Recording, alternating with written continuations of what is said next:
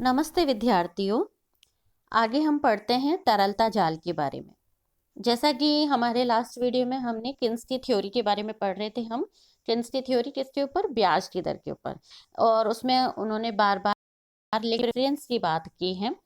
तो हम इसके बारे में आज समझते हैं कि तरलता जाल क्या होता है, तरलता पसंदगी क्या होता है। यह क्वेश्चन आता है आपके 5 नंबर के प्रश्नों के अंदर कि डिफाइन कीजिए कि तरलता पसंदगी क्या है या तरलता जाल का कंसेप्ट क्या है। और इवन आप देखिए कॉम्पिटिशन जो एग्जाम होते हैं उनके अंदर भी ये प्रश्न पूछा जाता है कि तरलता जाल सिचुएशन किस थ्योरी के अंदर आता है। तो वहां पर आपको ये आंसर देना पड़ेगा कि किन्स की थ्योरी है ये ब्याज दर के निर्धारण के संदर्भ में। तो आज हम देखते हैं तरलता जाल के बारे में। इसने अपने ब्याज के तरलता पसंदगी सिद्धांत में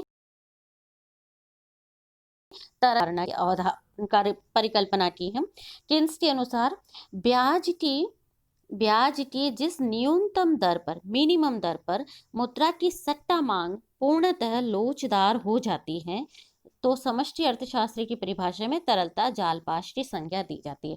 यानी अगर आपसे पूछा जाता है लिक्विडिटी ट्रैप क्या है, तो इसकी क्या है ये लिक्विडिटी ट्रैप है आपका ब्याज की न्यूनतम दर, यानी रेट ऑफ इंटरेस्ट की मिनिमम दर है। इससे नीचे आपका जो रेट ऑफ इंटरेस्ट है, आप या कह सकते ब्याज की दर, यह आपके तो यह है आपकी क्या है, ब्याज की मिनिमम दर है। इससे नीचे अगर आप मुद्रा की पूर्ति बढ़ा भी देते हैं तो भी ब्याज की दर नहीं गिरेगी। ठीक है, तो ये ब्याज की मिनिमम पॉइंट है। इसके बाद में आपका जो मुद्रा का जो आपका ये तरलता लिक्विडिटी प्रेफरेंस का जो कर्व है, आप कह सकते हो वो इलास्टिक हो जाएगा। कहने का मतलब कैसा हो जाएगा? अगर मैं बात करती हूँ, ये आपका मुद्रा की मांग का कर्व है, तरलता पसंदगी वक्र है ना। तरलता पसंदगी वक्र आपको ध्यान है इस तरीके से ही जा रहा है, जो की ब्याज की दर और तरलता पसंदगी के बीच में रिलेशन बताता है। ठीक है, आप इस कर्व को आप ये इस तरीके से चला जाएगा। ठीक है, लेकिन ये कहने का मतलब है कि मिनिमम रेट ऑफ इंटरेस्ट यहाँ पर डिसाइड हो गई है। ठीक है, ये मिनिमम रेट ऑफ इंटरेस्ट है, इससे नीचे रेट ऑफ इंटरेस्ट नहीं गिरेगी, चाहे आप कितना ही मुद्रा की पूर्ति को बढ़ाते जाइए। यानी आप मुद्रा की पूर्ति बढ़ाते भी जाएंगे तो भी आपका ये जो रेट ऑफ इंटरेस्ट है ये गिरेगा नहीं, ये सिर्फ इस तरीके से आगे जाएगा। तो ये जो सिचुएशन है ना, ये वाली, ये क्या है? ये लिक्विडिटी प्रेफरेंस की सिचुएशन है। यहाँ पे है, आप कह सकते हो तरलता जाल की स्थिति बन जाती है। ठीक है, तो यह वह स्थिति है जिसमें ब्याज की वह न्यूनतम दर होती है जिस पर लोग अपनी बचत मुद्रा को उधार देने अथवा बॉन्ड एवं प्रतिभूतियों में निवेश करने के बजाय अपनी बचत मुद्रा को असीमित मात्रा में अपने ही पास रखने को तैयार रहते हैं अथवा अपने पास ही संचित रखना पसंद करते हैं। आप जरा है, और ओ वाई अक्ष पर आप ये देखिए, ओ एक्स अक्ष पर आपकी मुद्रा की मात्रा को दिया हुआ है, ओ वाई अक्ष पर ब्याज की दर को दिया गया है। लिक्विडिटी प्रेफरेंस कर्व दो हैं, एलपी और एलपी1। गलत मुद्रा की मात्रा है। एलपी जो कर्व है, आप ये देखिए, एलपी कर्व जब कर्व को जहाँ पे काट रहा है, आप वहां देखिए जो आपकी ये कर्व जिस तरीके से ये काट रहा है, एल है ना, ये कर्व जैसे काटता जा रहा है ये मुद्रा की मात्रा के वक्र को, यहाँ पर आपका ये ई पॉइंट यहाँ पर है। ये जो डायग्राम में आपको दिखाया गया है ये थोड़ा सा गलत सा है, मिसप्रिंट है। आप यहाँ पर इसको ई पॉइंट कहाँ करेंगे? आप यहाँ पे ये ई पॉइंट आपके यहाँ पे आएगा। ठीक है ना, यहाँ पर आपका ई, ये जो ऊपर दिखाया गया है इसको आप नीचे कर लीजिएगा। ठीक है, इस ई पॉइंट पे ब्याज की दर का जो निर्धारण हो रहा है वह ब्याज की दर क्या है? आर। ठीक है, ये जो ऊपर दिखाया गया है उसको नीचे ले लीजिएगा और मुद्रा की मात्रा OM1 दी गई है। अब अगर मान लीजिए, ये तो हो गया पहली सिचुएशन। अब अगर मान लीजिए मुद्रा की जो तरलता पसंदगी वक्र है वह शिफ्ट होकर LP से LP1 हो जाता है। LP1 होने के बाद में अब आप ये देखिए कि बढ़ी हुई मुद्रा की जो मांग है, ये मुद्रा की मांग का जो वक्र है ये मुद्रा की पूर्ति को यहाँ काट रहा है। यहाँ पर आप इसको ई टू पॉइंट ले लीजिएगा और इस ई टू पॉइंट के अगेंस्ट में यहाँ पर R2 ठीक है, ये ब्याज की दर आप मान के चलिएगा, ठीक है ना। अब हम मान लीजिए मुद्रा की पूर्ति को बढ़ा देते हैं, यानी M1 से बढ़ाकर हम M2 मुद्रा की पूर्ति को कर देते हैं। यहाँ पर जब हमने जैसे ही मुद्रा की पूर्ति M2 की है, आप ये देखिए, ये जो कर्व है, ये जो कर्व है आपका कौन सा, LP वाला कर्व है, ये कर्व, ठीक है, यहाँ के बाद में ये यहाँ जा रहा है, ठीक है, और ये कर्व भी आपका LP1 कर्व, ये भी यहाँ जाके मर्ज हो रहे हैं दोनों कर्व, ठीक है। यहाँ मर्ज होकर ये मिनिमम रेट ऑफ इंटरेस्ट आपकी डिसाइड हो जाती है, और इतनी मुद्रा की मात्रा OM2 डिसाइड हो जाती है। इससे आगे आप अगर मुद्रा की मात्रा को बढ़ाते भी जाते हैं तो आप ये देखिए कि ये जो कर्व है ये दोनों मर्ज होकर कैसे जा रहे हैं, ये अपने आप ही हॉरिजेंटल होते जा रहे हैं। ये LP कर्व इस तरीके से हॉरिजेंटल होता ही जाएगा, ठीक है। अब आप चाहे कितनी ही मुद्रा की मात्रा को बढ़ा दीजिए, ये हॉरिजेंटल ही रहेगा। तो ये क्या है, जो रेट ऑफ इंटरेस्ट डिसाइड हुई है R1, ये मिनिमम रेट ऑफ इंटरेस्ट है। इस R1 के बाद में अगर आप मुद्रा की मात्रा को बढ़ाते भी जाते हैं तो लोग क्या करेंगे, लोग जितना भी मुद्रा की पूर्ति बढ़ा दी जाएगी गवर्नमेंट ऑफिशियल के द्वारा, उस सारी मुद्रा को वो अपने पास में नकद रूप में रखेंगे। ये लिक्विडिटी, ये तरलता का जाल है, यानी लोग इसको तरल रूप में पैसा रखना पसंद कर रहे हैं। ऐसा क्यों, वो इस संभावना में रख रहे हैं कि चूंकि मिनिमम रेट ऑफ इंटरेस्ट आपको मिल चुकी है, अब उनको ये पता है कि अब रेट ऑफ इंटरेस्ट बढ़ेगी, ठीक है। तो उस बढ़ी हुई ब्याज की दर का लाभ प्राप्त करने के लिए वो क्या करेंगे, अभी वर्तमान मात्रा में पैसा अपने पास में रखना पसंद करेंगे। तो ये क्या है, ये जो आपका ये जाल है, ये क्या कहलाता है, तरलता जाल कहलाता है, ठीक है।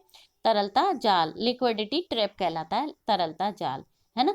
इसमें क्या है कि जितना भी पैसा उनको मिल रहा है, लोगों को, व्यक्तियों के पास में, वो उसको क्या कर रहे हैं, अपने पास में बचा के रख रहे हैं, वो उधार पे नहीं दे रहे हैं, क्योंकि उन्हें पता है कि जैसे ही ब्याज की दर बढ़ेगी उसका लाभ उन्हें उस समय मिल जाएगा। तो यहाँ पर आप इसको एक्सप्लेनेशन के रूप में देख सकते हैं, ये आप यहाँ पर इसको देख सकते हैं। यानी आपका ये जो वक्र है, ये वक्र आपका क्या, तो ये जो आपकी स्थिति प्राप्त हो रही है हमें, ये क्या है, आपके तरल जा रहा है, लोचदार वक्र बन गया है, यही तरलता पाश की स्थिति या तरलता जाल कहलाता है। I hope you understand. कोई भी प्रॉब्लम हो आप मुझे किसी भी माध्यम से पूछ सकते हैं। तरलता जाल अगर आपको समझ नहीं आ रहा है तो मैं आपको दोबारा समझा दूंगी, आप मुझे किसी भी माध्यम से अपनी समस्याएं भेज सकते हैं। आगे हम तरलता जाल का अगर महत्व की बात करें तो इसके महत्व देखिए, इससे क्या पता चलता है कि ब्याज दर कभी भी शून्य नहीं हो सकती, जैसा कि मैं आपको पहले बता चुकी हूँ कि मिनिमम ब्याज दर है, इससे आगे ब्याज दर कभी भी नीचे नहीं जाएगी। इससे हमें पता चल गया कि ब्याज दर कभी भी जीरो या नेगेटिव नहीं आएगी। अगर आपसे क्वेश्चन पूछा जाता है कि क्या ब्याज की दर शून्य हो सकती है, नेगेटिव हो सकती है, तो इसका आंसर आप दे सकते हैं नहीं। नेक्स्ट है मौद्रिक अधिकारियों की शक्ति सीमा। इससे हमें यह भी पता चल गया कि मौद्रिक अधिकारियों की भी एक सीमा है ना। वो ऐसा नहीं है कि मुद्रा की पूर्ति बढ़ाकर वे ब्याज की दर में कमी कर सकते हैं, नहीं, एक सीमा है, इसके बाद में अगर वे मुद्रा की पूर्ति बढ़ा भी देंगे तो भी ब्याज की दर में कमी नहीं आएगी। नेक्स्ट है ब्याज की दर को न्यूनतम स्तर पे नीचे लाना संभव नहीं होता, यानी कहने मतलब अगर वे कितना ही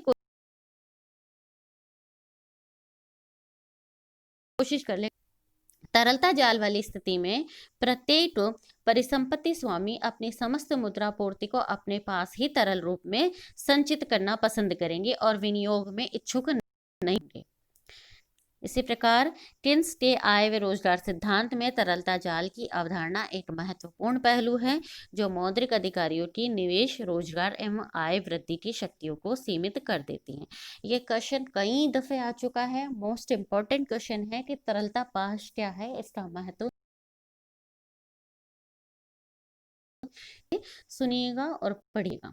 आगे हम देखते हैं ब्याज का उधार दे कोष सिद्धांत ऑब्लिक ऋण दे कोष सिद्धांत अथवा ब्याज का नवीन क्लासिकल सिद्धांत।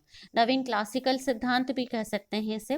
क्लासिकल सिद्धांत हम पढ़ ही चुके हैं, बचत विनियोग सिद्धांत, ये न्यू क्लासिकल सिद्धांत है। इस सिद्धांत को किसने दिया है, वेट्सेल के द्वारा दिया गया था, बाद में ओहलिन, लिंडाल और गुरनार मेडल और बेंट हैंसन आदि अर्थशास्त्रियों ने इसे विकसित किया है। परंपरावादी सिद्धांत किस नाम से जाना जाता है, बचत विनियोग सिद्धांत से, ठीक है ना।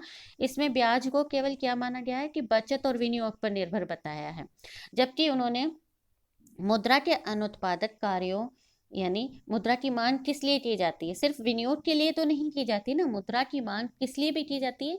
अनुत्पादक कार्यों के लिए, मुद्रा को संचय करने की इच्छा से भी प्रभावित मांग, और वर्तमान आय के अतिरिक्त पहले की बचतों के असंग्रह की प्रवृत्ति की इन्होंने उपेक्षा की। तो इन सभी को इन्होंने क्या किया है? इंक्लूड किया है। ये पहले क्लासिकल थ्योरी में इंक्लूड नहीं थे। इस कारण पर ऋण देय कोश सिद्धांत परंपरावादी अर्थशास्त्रियों के सिद्धांत पर एक सुधार है। अतः इसी कारण इसे ब्याज का नवीन क्लासिकल सिद्धांत भी कहते हैं। यह ब्याज निर्धारण में मौद्रिक और अमौद्रिक दोनों तत्वों पर ध्यान देता है। उधार देय कोश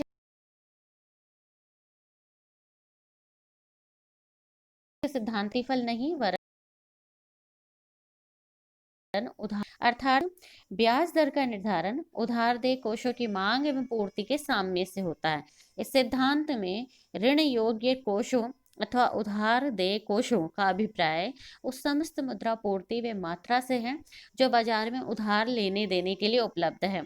दूसरे शब्दों में, ऋण प्रदान करने वाले व्यक्तियों या संस्थाओं द्वारा ऋणों की जो मात्रा मुद्रा बाजार में उपलब्ध की जाती है, और ऋण लेने वाले व्यक्तियों या संस्थाओं द्वारा मुद्रा बाजार से जितनी मुद्रा की मांग की जाती है, उस समस्त मुद्रा मांग के योग को उधार देय कोष कहा जाता है।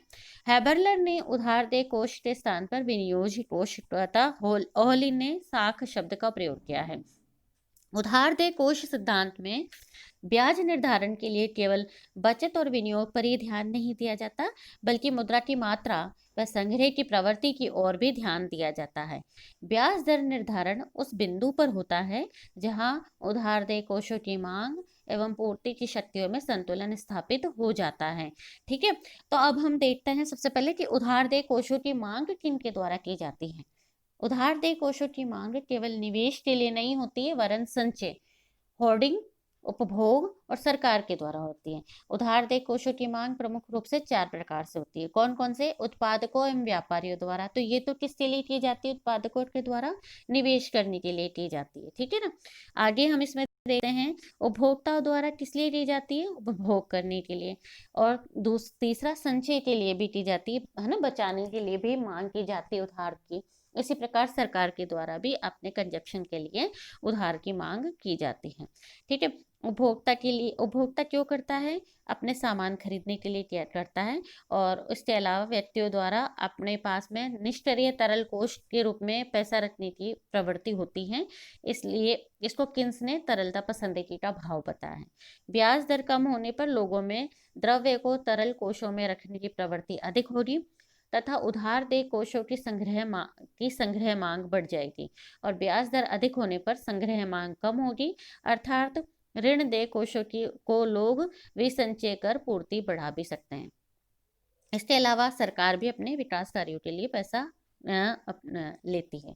ये तो हो गया उधार देय कोषों की मांग। तो हम इसको मोटे रूप में निवेश मांग और तरलता पसंदगी का सम्मिलित योग कर सकते हैं। यानी जो 4 बात हैं, 4 इन्होंने डिवाइड किया है, इसको हम 2 में कर सकते हैं कि निवेश के लिए मांग की जा रही है और लोगों के द्वारा लिक्विडिटी के रूप में मांग की जा रही है। ठीक है। अब ये इसमें जो वक्र बनेगा उधार देय कोषों की मांग का, जो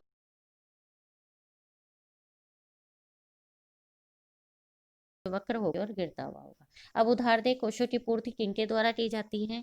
ये की जाती है निवर्तीय आय में से बचतें, यानी आप डिस्पोजेबल इनकम से जो बचत करते हो, उस बचत को आप इन मांगों की पूर्ति के लिए देते हो। यानी लोग क्या करते हैं? भविष्य के लिए बचाते हैं, और इस तो ये जो बचत होती है उधार देय कोषों के एक बड़े भाग की पूर्ति करते हैं। नेक्स्ट है भूतकालीन बचतों का अपसंग्रह या विसंचय।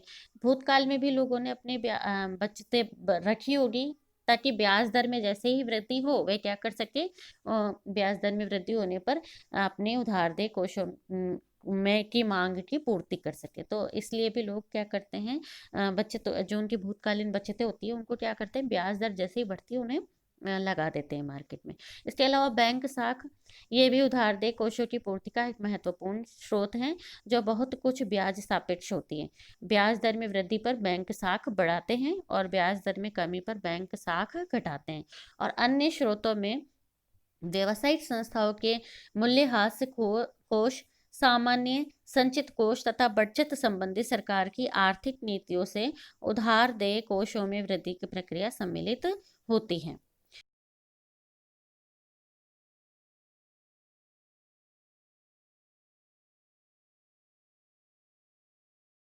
कोशों की जो हमने पूर्ति की बात की है, इस पूर्ति में हम सिर्फ दो को ही ले सकते हैं, बचत और प्लस में बचत और मुद्रा की मात्रा, इन दोनों को ले लीजिए। तो जैसे हमने उधारदेय कोषों की मांग में हमने किसे लिया था, इन्वेस्टमेंट और लिक्विडिटी प्रेफरेंस को लिया था, इसी तरीके से यहाँ उधारदेय कोषों की पूर्ति में हम बचत को ले लेते हैं और मुद्रा की मात्रा को ले लेते हैं, ठीक है ना। अब आप इसमें जो कर्व बनेगा आपका, वह कर्व कैसा होगा, वह बढ़ता हुआ कर्व होगा, ठीक है ना, इस तरीके से बढ़ता हुआ, यानी अपवर्ड स्लोपिंग कर्व होगा वह आपका। अब आप यहाँ पर देखिए, जैसे हम क्लासिकल थ्योरी में हम क्या पढ़ते थे, क्लासिकल थ्योरी में आपको ध्यान हो, हमने देखा ही था कि सेविंग और इन्वेस्टमेंट जहाँ एक दूसरे को इंटरसेक्ट करते हैं वहाँ ब्याज की दर का निर्धारण होता है। तो जो R1 ब्याज की दर का निर्धारण हो रहा है, ये तो क्लासिकल थ्योरी के अनुसार हो रहा है, क्योंकि हम देख रहे हैं यहाँ पर न्यू क्लासिकल थ्योरी, ठीक है ना। क्लासिकल तो हमने देख ली थी, हम देख रहे हैं यहाँ पर न्यू क्लासिकल थ्योरी। तो न्यू क्लासिकल थ्योरी के अंदर ब्याज की दर का निर्धारण कैसे होगा, एस के साथ में हम क्या मिला देंगे, एम मिला रहे हैं, और आई के साथ में हम क्या है, ठीक है ना।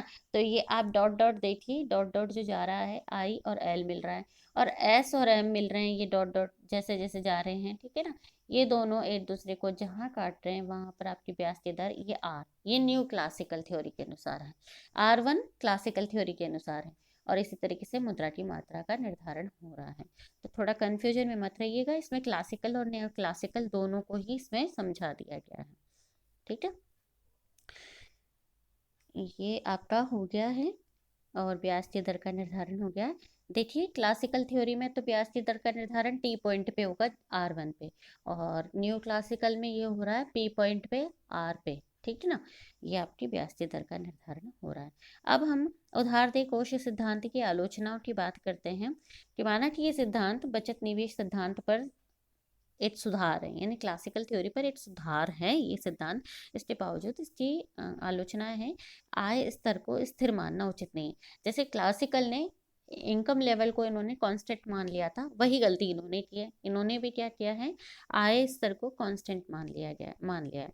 किन्स के अनुसार बचत ब्याज की दर पर निर्भर नहीं करती है, बल्कि आय पर निर्भर करती है। यानी अगर बचतों में चेंज आ रहा है तो इसका मतलब है आय में भी तो चेंज आ रहा होगा ना, ठीक है। तो ये इन्होंने, जबकि इन्होंने आय को क्या मान लिया है, कांस्टेंट मान लिया है, ठीक है। और फिर नेक्स्ट है, इन्होंने जो लिया है, ब्याज निर्धारण में सरकार तथा केंद्रीय बैंक की इन्होंने उपेक्षा की है। सिद्धांत में ब्याज के निर्धारण में केवल उधारदेय कोषों की मांग और पूर्ति को महत्व दिया है, जबकि आधुनिक युग में सरकार अथवा केंद्रीय बैंक अपनी मौद्रिक नीति से ब्याज दरों को प्रभावित करते हैं। तीसरा है, भ्रमपूर्ण मान्यताएं हैं, जैसे पूर्ण प्रतियोगिता, पूर्ण रोजगार, आय पर विनियोग के प्रभाव की उपेक्षा की इन्होंने। इन्होंने ये माना ही नहीं कि इन्वेस्टमेंट आगे चल के गुणक प्रभाव के माध्यम से आय को प्रभावित करता है, और फिर आय बचतों को प्रभावित करती है, यानी आपस में ये सब इंटरकनेक्टेड है। इस चीज़ को इन्होंने माना नहीं है, इन्होंने इसकी उपेक्षा की है कि विनियोग का प्रभाव आय पर नहीं पड़ता है, और ब्याज दर अनिर्धारणीय, क्योंकि ब्याज निर्धारण के लिए हमें बचतें मालूम होनी चाहिए। बचतों एवं निवेश का ज्ञान ब्याज दर मालूम होने पर ही हो सकता है। अतः एक दूसरे के बारे में ज्ञान के अभाव में ब्याज की दर का निर्धारण करना असंभव हो जाता है, और हम एक तरीके से एक चक्र में फंस जाते हैं। फिर भी हम कह सकते हैं कि इस सिद्धांत ने क्लासिकल थ्योरी में सुधार किया है, और उससे काफ़ी अधिक विस्तृत, व्यवहारिक और समग्र विश्लेषण किया है, और आधुनिक सिद्धांत का यह आधार बना है। आज के लिए इतना ही, धन्यवाद।